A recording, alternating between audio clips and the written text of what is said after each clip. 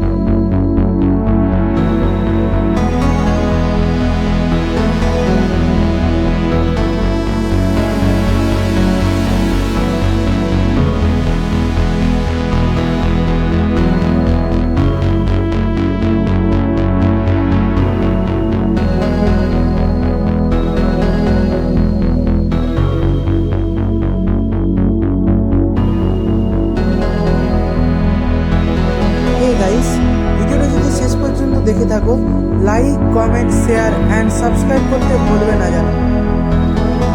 আজ এইটুকুই বন্ধুরা, দেখা হচ্ছে নেক্সট কোনো ব্লগে। Tata, thanks for watching.